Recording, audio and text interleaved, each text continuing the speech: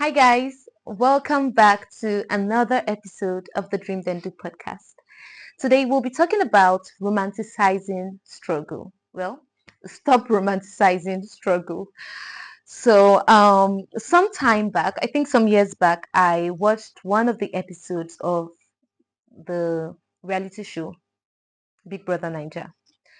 And on that particular show, the housemates were trying as much as possible to give stories of whose family had the most family problems.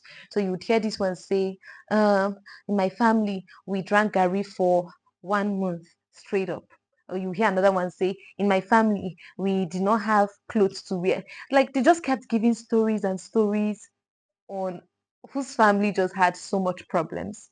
And it's funny because really that's how life is. A lot of times we tend to feel that if you've not struggled for something, then when you get that result without the struggle, it seems worthless. So we celebrate being constantly tired. We celebrate always grinding. We celebrate pushing for everything.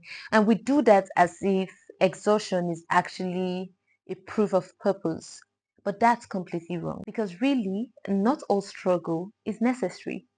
Some struggle is actually avoidable, some is unnecessary, and some happen as a result of bad or poor decisions. Now, the problem is that a lot of people tend to build their identity around the struggle. So, I'm not saying it's actually wrong if you've suffered certain things in your journey to success. That's not bad. But when you tend to build an identity around the struggle, that's where the problem is. You see people become uncomfortable when things are calm or try to create pressure when things are stable. And they do this actually just because to them, struggle is familiar. So they'd rather stay in something that's familiar than choosing ease. Guys, growth does not have to be painful. So sometimes growth is seen in choosing better. Growth is seen in setting boundaries, making better and wiser decisions, and even sometimes just creating structure. That's not weakness, that's maturity. So I watched a clip of Pastor Philip some time back, and he said when someone wants to relocate out of the country, you hear everybody trying to give advice like, have you prayed about it? Is that what God is leading you to do? Is that God's plan for your life? Blah, blah, blah, blah, blah. But when you actually are making a decision, I can't remember the exact example he gave, but you're making a decision about staying in the country or something, doing something that seems difficult, you hear people saying, God will help you. God will give you the grace and the strength to do this or to excel in it.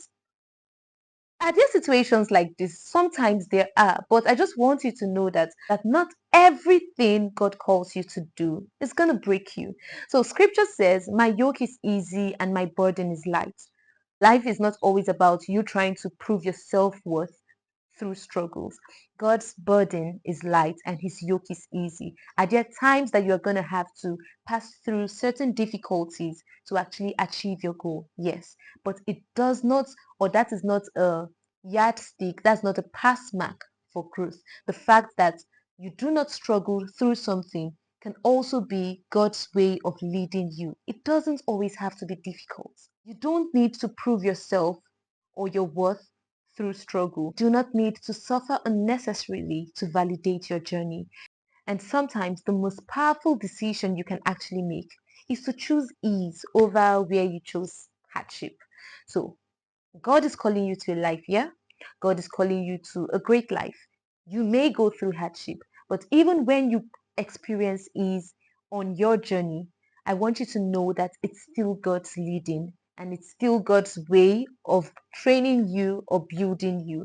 Not everything has to be difficult. So, lastly, I want you to know that struggle is actually not growth. Struggle sometimes is a pattern, and the great thing about patterns is they can be changed. So this week, guys, choose to stop romanticizing struggle. Instead, dream boldly, do intentionally, and choose wisdom over unnecessary struggle because, yes, God gives wisdom, and with wisdom, you can actually navigate that. Thank you so much, guys, for watching this episode of the Dream Then Do podcast. Remember, we dream it, we do it, and we become it. See you next Thursday. Bye.